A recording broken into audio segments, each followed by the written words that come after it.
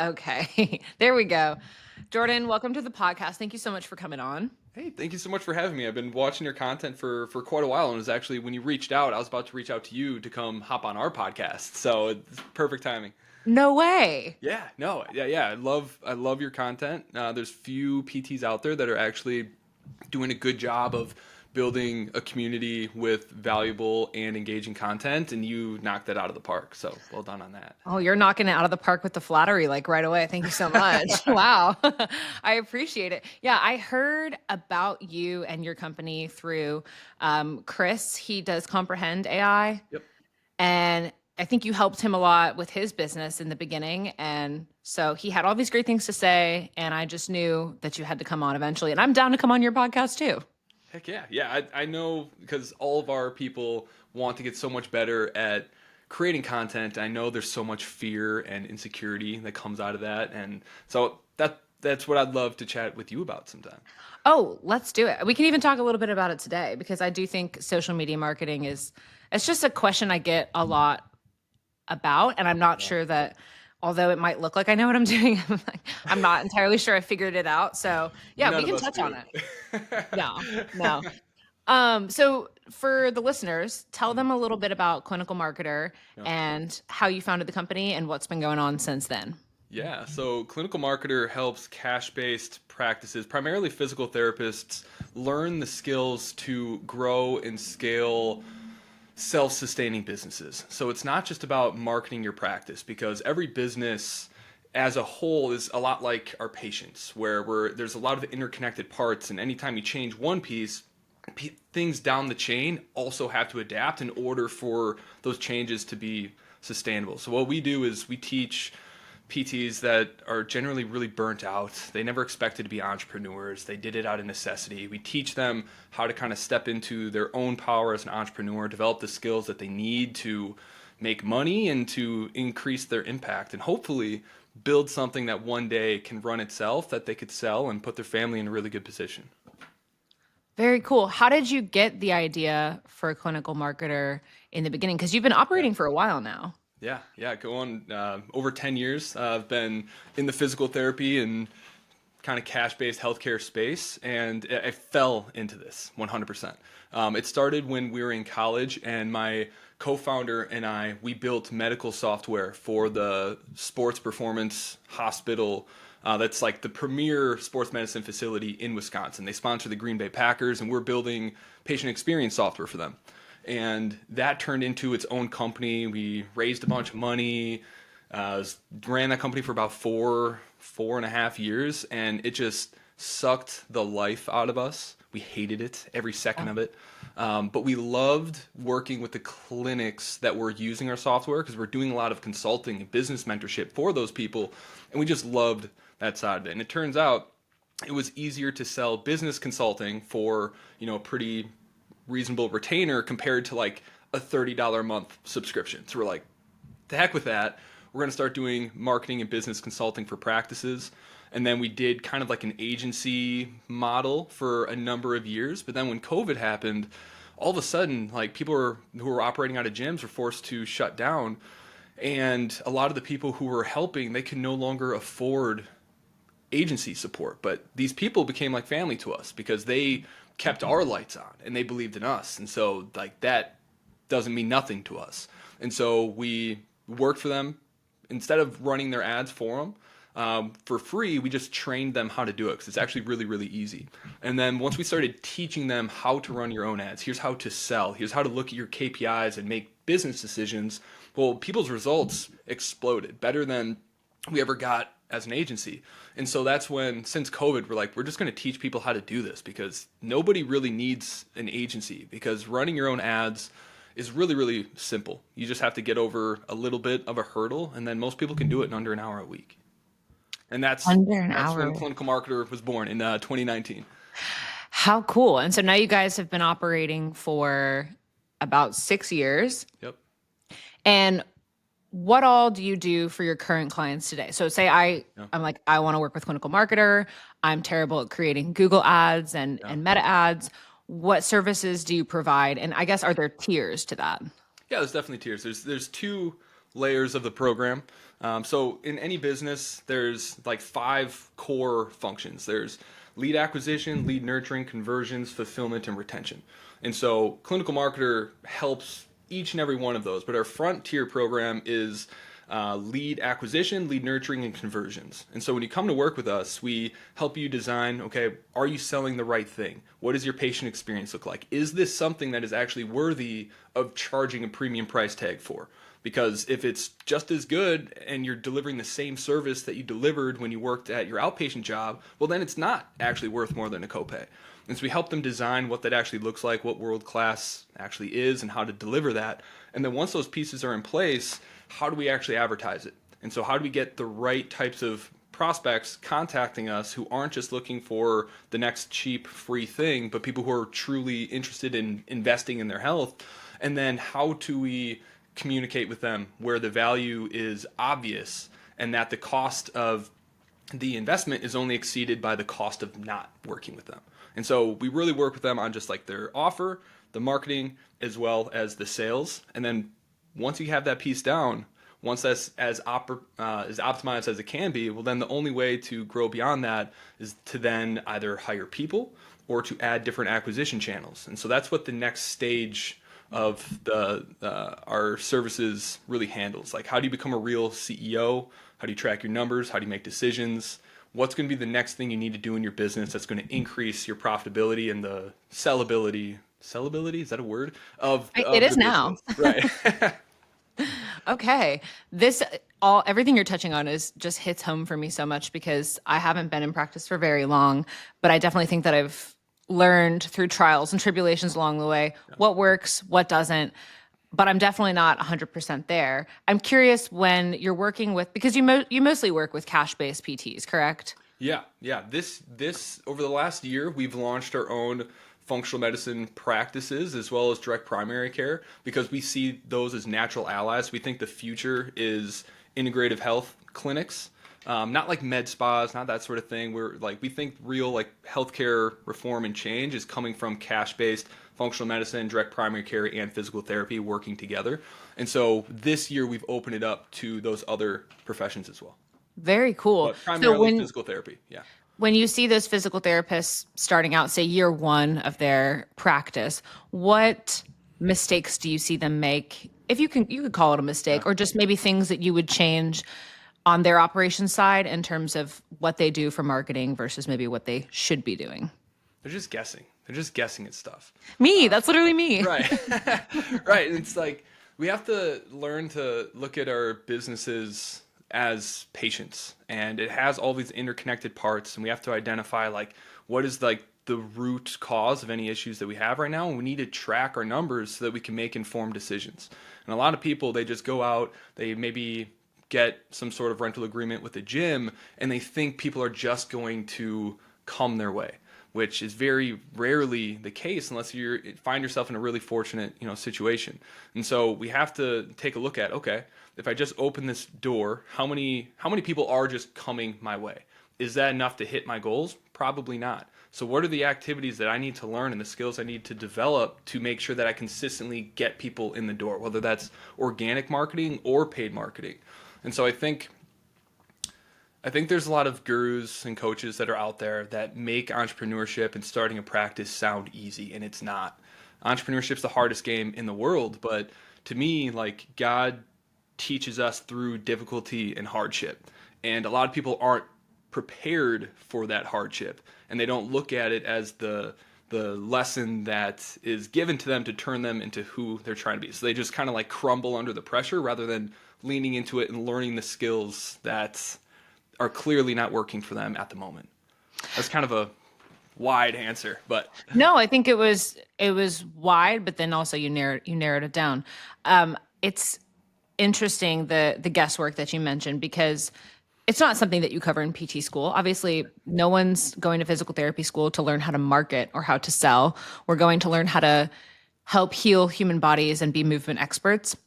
And so a lot of guesswork is involved in the beginning. And when people don't have businesses like Clinical Marketer to help them, it is a struggle in the beginning, but you make a good point. Like, if you can learn from the mistakes and figure out like no one's going to show up, it's kind of like dating. If you're going to be out there and you think people are just going to show up on your doorstep Mhm. to hang out, that's not going to happen. You have to put the work in.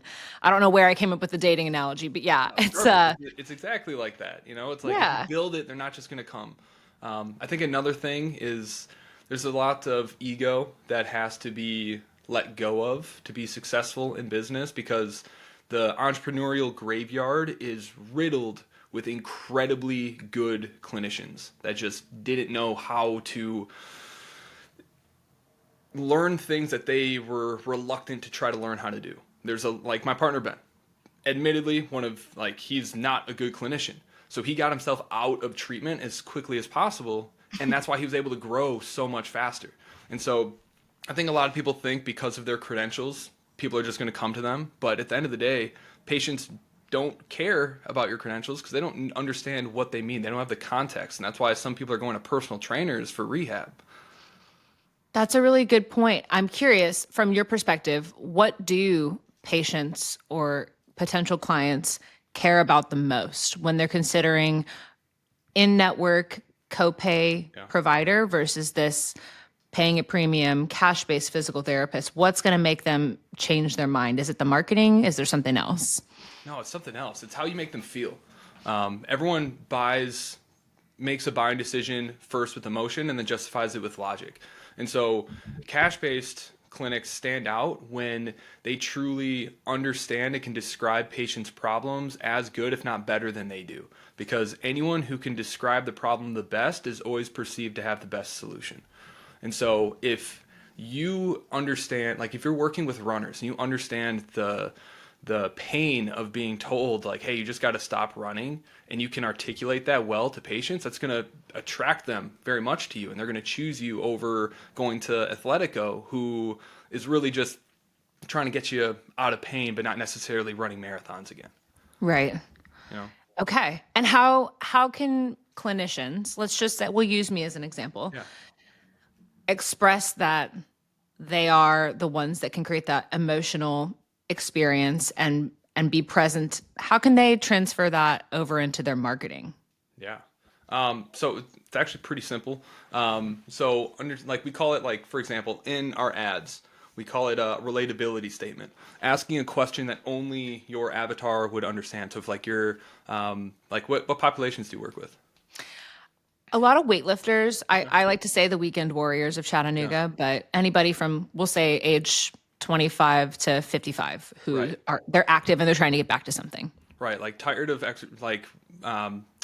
warming up with TheraBands while your friends are doing like overhead lifts, like something like that, where it's Right. like that person who is like a CrossFitter but isn't able to participate in the workout of the day, well, and they're stuck in the corner doing something else. Like there's a lot of emotion tied to that, and so we have to. The key to everything, the key to making people feel heard, understood, and connected with you is by asking great questions. And so a lot of people struggle to convert patients into like long-term cash pay patients because they try to tell them why they're better rather than asking strategic questions that allow the prospect, the patient, to arrive at their own conclusion that this person understands me and I need to work with them. Ah, I like that distinction. So it's not come to rehab with Ronnie because we're better than everybody Hmm. down the street. It's we understand you and we know what you're going through and we work with a lot of people like you. Kind of Right. that different connection. Exactly. It's why are you calling today? What's going on? How long has it been going on for? What have you tried? Well, why do you feel like that didn't work? Did it work for other people? Well, why do you think it worked for them but not you? Okay, now you can frame up how you present, how you can help them, as opposed to what it is they've already tried. So it's like we just got to get better at asking good questions and not talk so much and brag about our skills. Not talk so much is so important. And I that's a lesson that I've started to learn over the past year.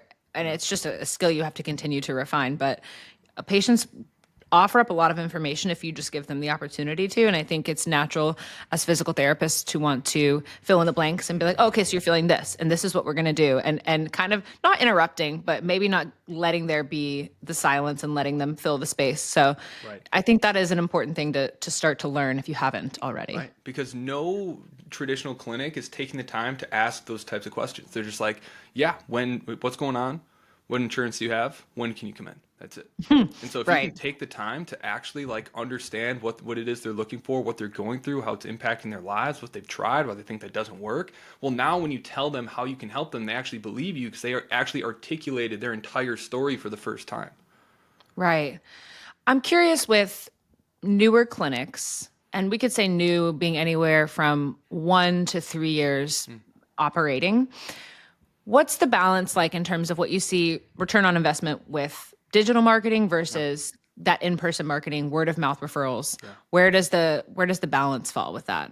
You have to do both. You have to do both. But there's a season, and you have to decide which of these paths are going to be best for you based on who you are. Because everyone boasts that their marketing strategy is the best, and it's all BS. Every single one of them can work. You just have to find the one that works for you in that moment. And then once you systematize that, then you can diversify to those other ones.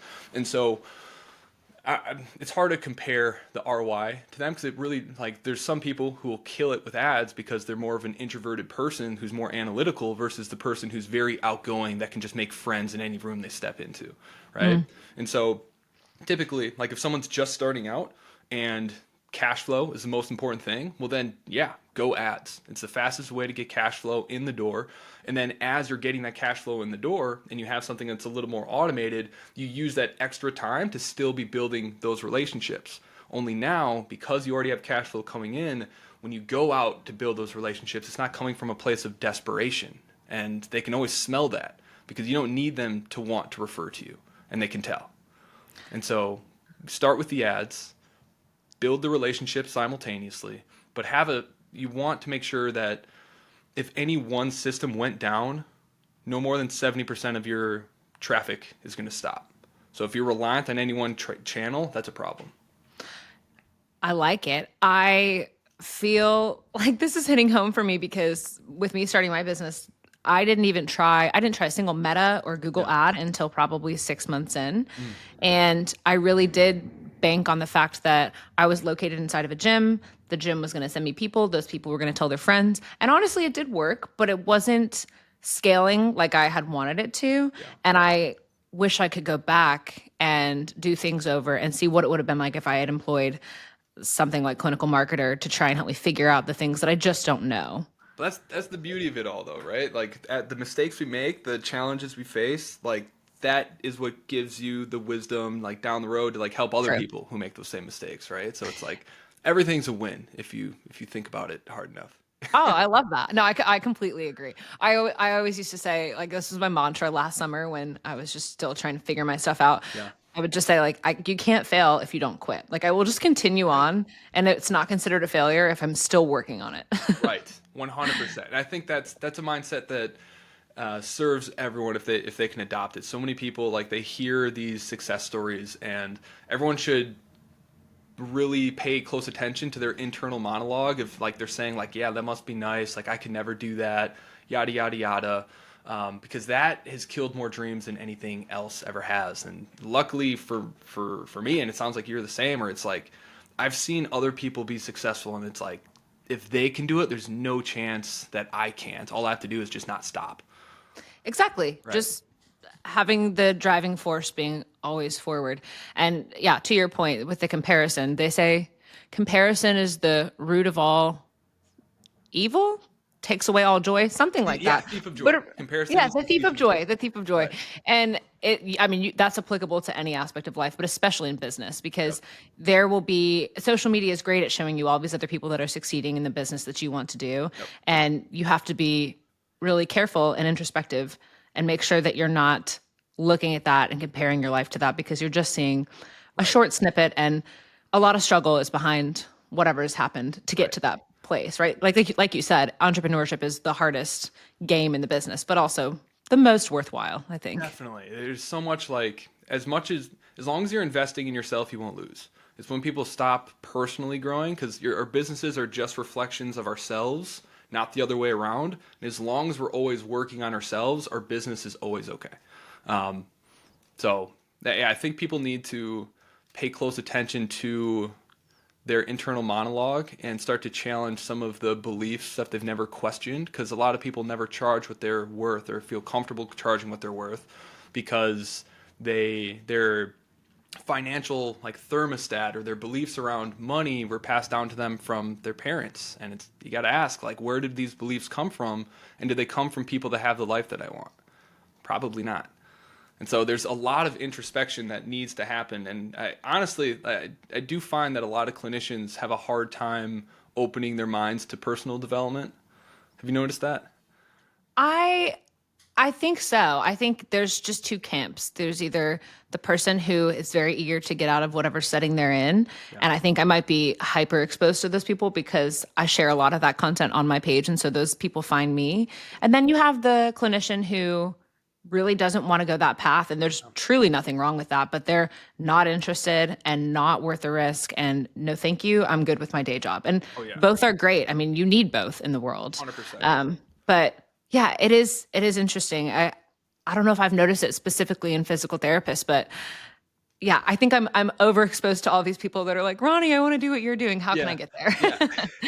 Yeah, it's tough for everybody, but yeah, that's something Sure. that everyone, yeah, something everyone needs to work on. Not just working on the business, but working on themselves. Because usually, if the business isn't working, but you are implementing what looks like what everyone else is doing, you're the variable. You're the common Right. denominator in that, and you got to work on yourself. And when you start doing that, the things that you're doing, the results might change.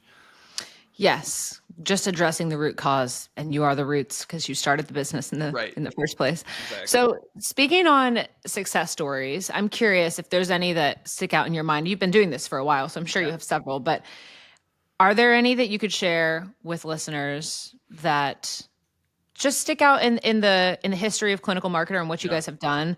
If you've taken somebody from, I don't know, the ground up and what that sort of looks like. Yeah, I mean, there's so many. I mean, like these awards, like this one in the right up here, that's Yeah. our seven-figure impact award. So that's for practices who have generated more than seven figures within their practice. And just this year, we gave out 15 of those. Wow. And the average person who starts with us is doing less than $10,000 a month. That's our 500K impact award. Give out like 25 or 30 of those this year. Wow. But one story that stands out to me the most is the Mitchells, Claire and Philip Mitchell. They're also from Wisconsin. They're from a small blue collar town in northern Wisconsin. And when they had come to us, they had already invested in so many coaching programs, and they were on their very last leg. Philip was only working part time. He's about to go back into full time because they got I think 3 kids, and they needed to make money. And they came to us on referral, desperate, about to shut down the business. They were on their best month they ever had was 7K, and they're around like 5K a month typically. And they didn't think that anyone in their town would ever pay like a $2,000 for packages, but they weren't in a position to fight us on it. So they just listened. And once we turned on the ads, the very next month they were doing $20,000 a month, and they stayed there. By April the following year, they were hiring. They're doing $50,000 a month, and now they've been working with us for over a year. And last month they just did $125,000 in a month, and they're going on vacations, and they're still making money, and now their business runs itself. And so Wow. that's one of my favorite stories because they were on the verge of collapse. They didn't believe that they could sell or charge what they're currently charging in the area that they're in, because it's all like factory workers. It's kind of one of those towns, and now their lives are completely different. I love that story. What I'm just curious now. Let's dive into the details. Yeah. What's their avatar patient? Who are they typically treating? Yeah, so they primarily kind of like your general ortho, and then they added in functional medicine on the side of that, and that is a big part of why they exploded as well. So cool. And I'm glad you brought up functional medicine because I did want to circle back on that. You mentioned in the beginning how you think, I mean, you're bringing on functional medicine some medical doctors, I Yep. think you Direct said, primary care. Yep. primary care, and that's sort of the way that you see healthcare going. Yep. Can you expound on that a little bit? Yeah. Especially, well, people are becoming more health conscious than ever before. So there's been a lot of research and data that's come out that even though like we're going into a recession and spending power has been going down, the only industry that's continuing where spending is continuing to increase is health and wellness. And so people are taking care of themselves and investing more into that than they ever have before.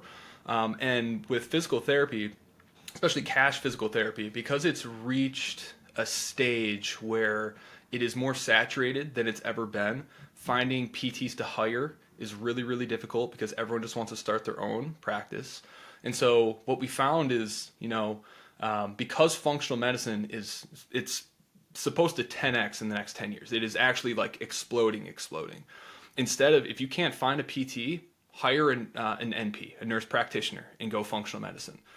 Because not only is that industry booming, but it's like it is a natural partner where we get a lot of our referrals from anyway. So start building these interconnected, interdisciplinary practices where you can keep people around longer, offer more services, and also you can scale things a heck of a lot faster because it is hard to find a PT, but it is not hard to find a burnt out nurse or NP.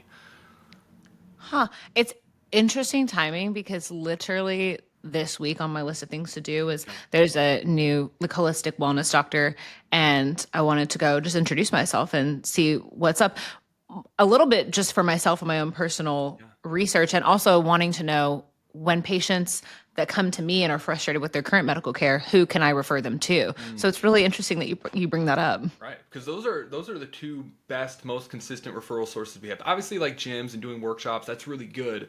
But just straight referrals that require little nurturing, the best ones are direct primary care physicians and functional wellness practices. And so it makes sense to pull all of that in house eventually. And so we're just finding that those are the industries that are exploding faster than physical therapy is. And for PTs whose vision is to truly focus on prevention and helping people regain their confidence and keep their youthfulness and maximize longevity, well, then you need those other pieces of the pie as well. Because just taking care of your body, like physically, you got to take care of all the other stuff too. Right. Your gut health and your nutrition and how's your Right. thyroid and all the things that we don't necessarily cover. So Exactly. yeah. So that's where I see and everything like I've planted my flag in physical therapy since day one. I remember there was an investor when we were raising money for our software company, and this was like our last hope. Like we needed this money, and he laughed in my face and said, "No physical therapist would ever listen to a word that I had to say." And that was the day where I'm like, "Watch this." And so the idea of moving into functional medicine and direct primary care, it's coming from a place of I know that for physical therapists that want to build something great in the competitive landscape that we're in, that is the path of least resistance and it creates the best experience for the patient. So that's the path we're going in, but it's with physical therapists and the people I'm helping in mind while we do Yeah. it. And the Mitchells were just ahead of the game, it sounds like. Yes, yes, they Yeah. were. Yeah, Philip was the physical therapist, and then Claire was the functional medicine provider. So Okay. it's just a Yeah. natural. It's a cool, it's an interesting topic because I do think that even just in the past year and the patients that I've treated, there's almost this paradigm shift where people are seeking out physical therapy cash based before ever even going through their insurance. They're like, never mind, I don't even want to try that. And it's not stopping there in terms of healthcare. They're also looking at maybe like concierge medical doctors, cash based MDs, orthopedic people. So I do think people outside of the healthcare system, just your general patient, Yeah, is also getting fed up with the insurance world and realizing that they're maybe not getting the best care they deserve. So it's great for us, but hundred it is percent. interesting to see who else is going to get lumped into that Yeah, kind of type of provider. everyone, all healthcare like professions, they're all sick of not being able to treat the way that they know is best and having all these limitations. So it's wild to see. Like it started with chiropractic, then dentist, then PT, and now it's physicians and nurses. So it's exciting, and people are, as you said, like general public, they're putting way more value into it because they realize that they can't just go in to see their doctor and run this blood work because it's not medically necessary. But they want to know, like, how likely am I to get sick? How can I prevent these things? But the current healthcare system doesn't allow them to do that. Right. And it's funny because the current healthcare system, we all know is broken. They call it the sick care system, not the healthcare system. And Right. the overarching question is always, how are we going to fix this? How are we going to, screw big insurance and big pharma? But interestingly enough, I kind of feel like the system is just going to correct itself. Enough people are going to go the alternative route that maybe big companies are going to realize this isn't working for us anymore. That's my hope. That's me like 10 years down the road thinking maybe something good will happen. Right. I think it will. I think the more the cash model is proven out, the more money that's taken away from insurance companies is going to create more opportunity for new insurance companies who do want to cover this type of treatment to start to pop up. So I think it's only a matter of time because it's just creating too much opportunity for it not to. Right. Does Clinical Marketer work with any in-network PT clinics? Or are you strictly just kind of cash based? We're strictly cash based because that's what Nice. we believe in. Yeah. Yeah. So strictly cash based, or Good. helping insurance clinics transition to cash based.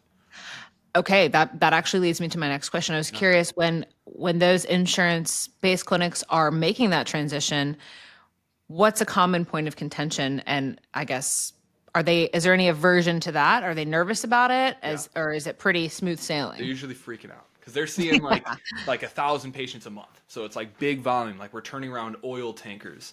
And so the way to do it and where people like get stuck is in the sales, because when it's insurance, you don't have to sell anything. You have to convince anyone of anything. They're already there. They've already decided. And so when insurance-based clinics are transitioning, we always start with one person who's willing to spearhead this whole thing and one admin who we can train the sales processes to. That one clinician offload all of their insurance patients to another clinician. They start with cash, prove it out, vet it out, and then one at a time transition each clinician. Very cool. Yeah, I've otherwise never it's seen too that abrupt. done. Yeah. Yeah, I've never seen that done in real life. I feel like that must be so interesting to be in that work environment and have that transition. Yeah, I mean, it's life changing for them because they go from seeing like 15, 20 people a day to suddenly their clinicians are only seeing like six, you know? And so it's like their quality of life goes through the roof. Usually it does mean downsizing the team a little bit because you don't need quite as many people to do the same volume. So it is a big transition, and it is scary, and it is hard, and it does mean sometimes saying goodbye to some people that have been great employees. But for the patients, for the owners, and for the people that stay on, it's life changing for everybody. It is life changing. I had this moment literally right before we hopped on this call. I had an 8 a.m., 9, 10, 11, and 12. I did not work in a lunch break. Nobody should do that. If you're listening, make sure you work in a lunch break. But I was taking a second before we hopped on, and I was thinking, it's wild that I used to see at 8 a.m., 3 patients, at 9, 2, then an eval at 10, and then back to 3. I mean, before the hour of 1 p.m., I had seen maybe 12 patients. But I mean, like you cut that volume by 75%. I'm seeing one person an hour, and I don't know. I just feel so much happier. I feel like I could keep going for the rest of the day. I'm so energized. I'm like, let's go. I'm ready for this podcast. You just feel so much better about everything that you're doing. Right. And that's the part that no one really talks about. Like, yeah, like there's more money to be made in theory, but really, like, because you're seeing so many fewer people, you're able to give more of yourself to each person, which gives you more fulfillment per person, which gives you more energy. And so it's like the quality of care and the relationships you're able to build because of the cash model. It's like that's why you do it. Yes. And then the relationships built, they just improve your business tenfold because they tell everybody that they know because they had this great one-on-one experience with a doctor of physical therapy, which they've never had before. And they've been to PT 70 times for their knee. So it's great. It is great. So we talked about it a little bit in the beginning, but with social media marketing, I get a lot of questions. Ronnie, how do you market your business on social media? Is this necessary? Do I need a big online presence? What are your thoughts on that? No, you don't. And I know I that agree. just because, just because I've seen so many practices go from nothing to doing, 50, 60 to 100K a month without a big following. But the marketing is changing. We're in a huge like paradigm shift within marketing where people want to actually know, like, and trust the brands before they work with them. And so even SEO is changing from search engine optimization on Google to search everywhere optimization. They want to go and watch your reels. They want to go through your content and work with you when they've already decided that they want to work with you. And so right now you don't need it. But it's just like SEO, it's something that you need to start doing now because over time it creates this massive asset that can nurture people long term and turn them into customers for you. And so do you need it to be successful? No. Should you start doing it? Absolutely. Not just for like the personal development aspect of getting comfortable sharing your value in your life with people, but also just the ability to start to cultivate and build an audience of fans is really powerful for the business. Yes, that's exactly what I tell anybody that asks me. I don't want to project that having 100,000 followers on Instagram is necessary for your business to be successful. At that point, it almost becomes its own business. But Rehab with Ronnie was created to just show cool exercise videos for anybody that wanted to watch. I created that account when I was still working for a corporate PT company. And in the back of my mind, I knew probably one day I was going to have my own business and I wanted to have this bank of all this content Mm-hmm. where people could look and see, oh, I want to go see her. What is she doing? What is it like to go see her? What is she up to? Right. So, in that aspect, yeah, I agree. I think it's necessary to have and to start working on and get comfortable in front of the camera. And you don't have to share tons of personal details, but Right. giving people, especially younger people, an idea of what it looks like to work with you, then that's like a selling point, you know? Then Right. they see my clinic, they see maybe, oh, it looks kind of upbeat. This looks like it's fun. And it's a really nice tool to have. Right. And there's I just did a keynote on this at one of our last events. It's like Gen Z, 70% of them prefer searching for things on Instagram and TikTok versus Google. And so if you compare, like, if you just type in physical therapy near me and look at the search results on Google compared to physical therapy in Milwaukee on Instagram, where you get a curated content and figure out like who you like, whose energy do you like, and who understands you the best, if you're not showing up there, but you're showing up only on Google, who do you think that next generation of people are going to go with? That's a good point. I had Hmm. never thought about it that way. But even I, like if I'm looking for a new restaurant in town, Yep. I'm probably not going to Yelp. I'm going to their Instagram page. Like, how's the food look? Exactly. And right now, it's a completely blue ocean. Like if you type in like physical therapy for runners in your area, there's going to be nothing. But if you start creating content for runners and making sure that you're geo tagging each of your posts with your location, all of a sudden you're the only PT in town with content for runners in that area, and you're dominating the search results for that generation of people looking there.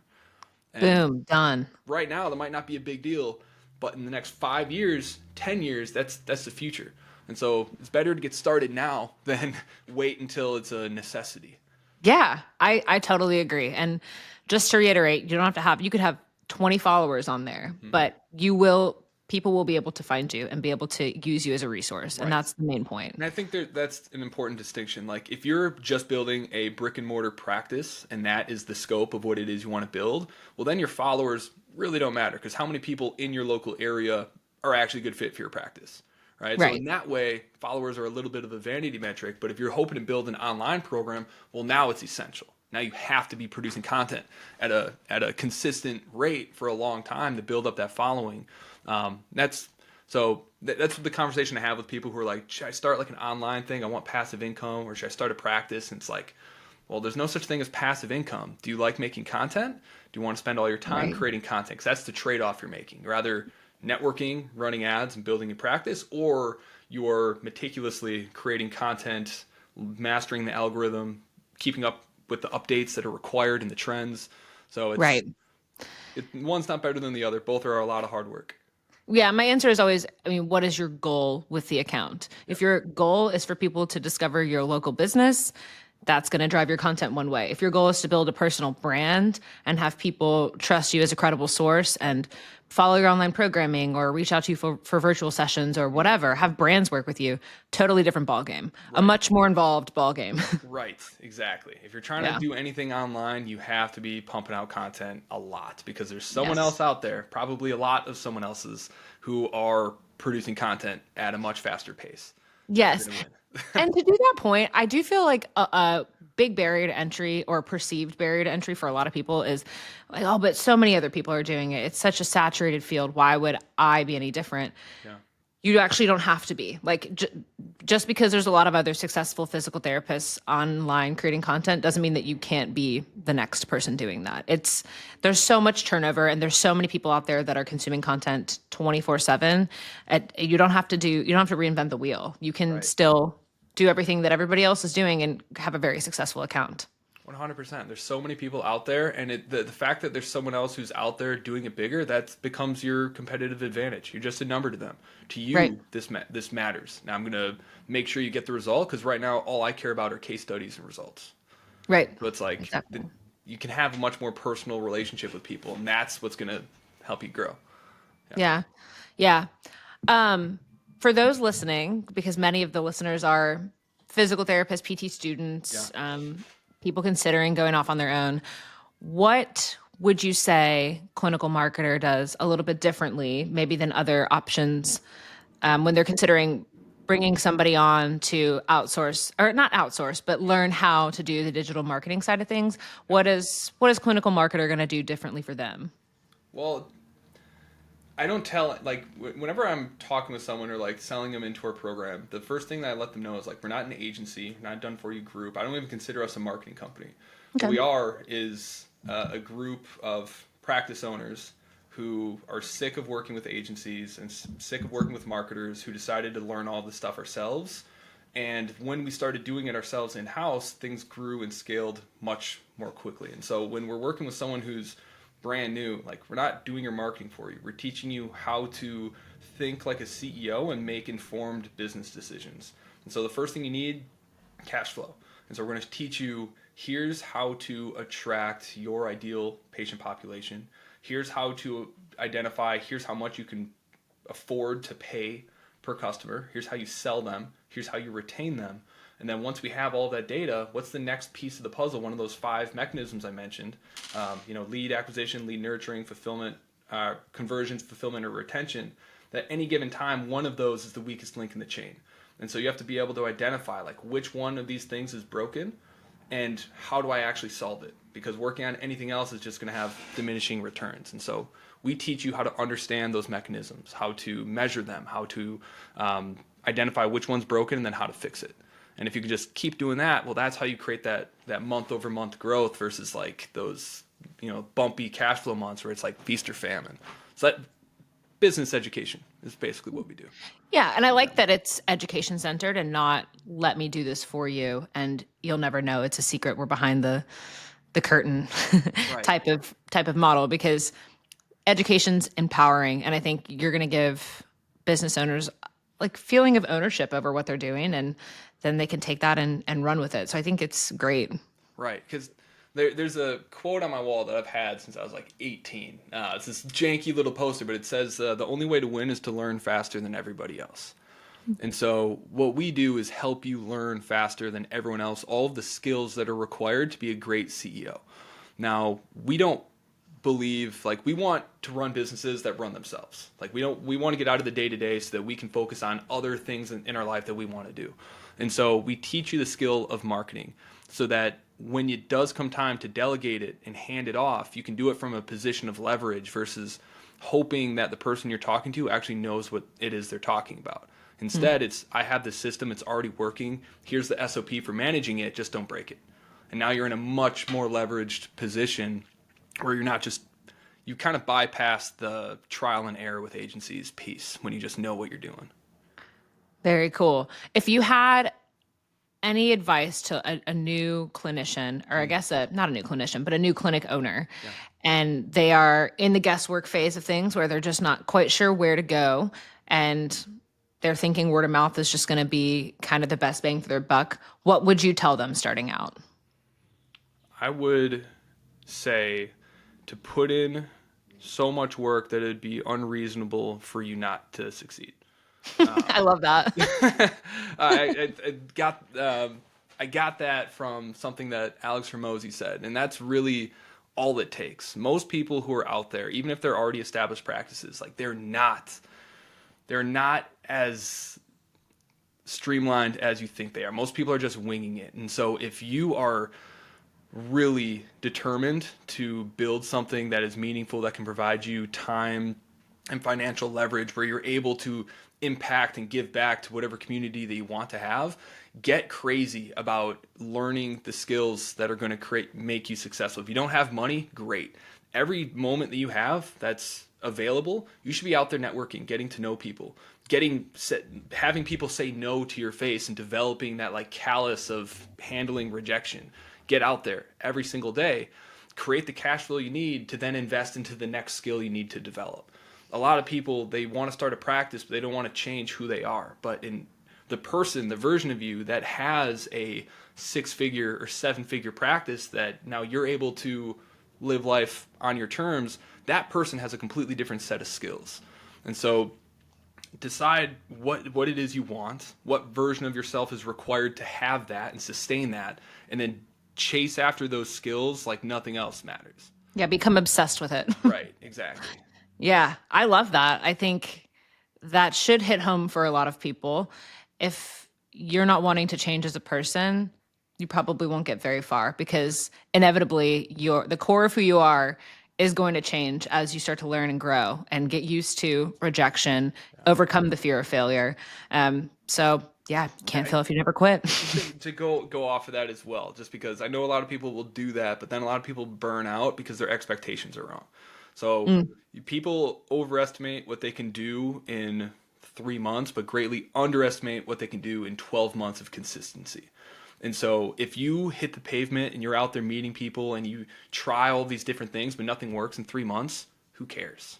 Keep doing it. Just keep doing it. You have to accelerate your rate of failure and learning. And the longer you can tolerate that, the faster you're going to grow.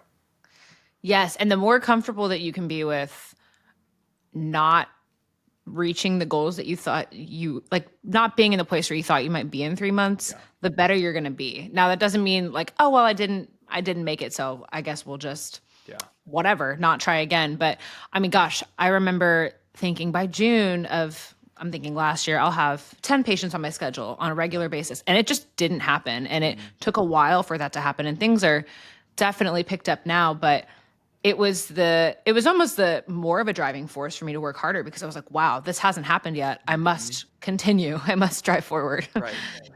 So just, if you do it, commit to it, accept that things are going to be hard, and find a support group of people who understand what it is you're going through, because it is lonely. There is a lot of there is pain, but it is required to become the version of yourself you got to be. So you need people around you who can pull you out of some of those lower kind of dark moments, who believe in you, who can also share the wisdom of how to get past that.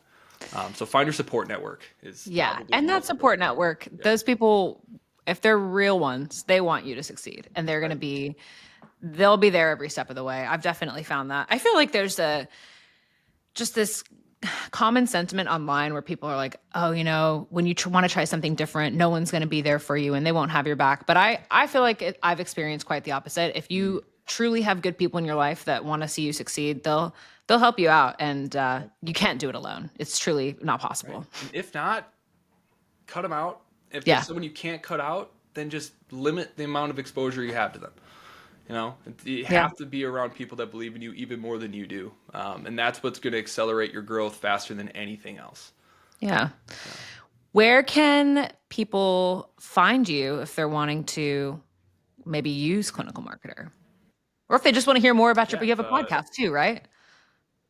Yeah. So you can, if you want to go through our free stuff, there's the Cash Physical Therapy Headquarters podcast or YouTube channel, where we're constantly releasing everything we know. We don't really keep anything behind closed doors. We don't sell information. We sell structure and implementation. So you can get a lot of free resources there. If you want to work with us, you can go to clinicalmarketer.com and schedule a call, and we can see if there's something that we can do to help you. Awesome. This has been so great. I feel like I've learned a lot. Selfishly, I was just excited to have you on so that I could learn a little bit because my business is still a little baby. So Well, thank you. let's talk again. I'd love to have you on our podcast again. And obviously, this was a lot of fun, and I appreciate it. And if there's ever anything I can do, just let me know. Absolutely. You're awesome. Thank you. Yep. Thank you.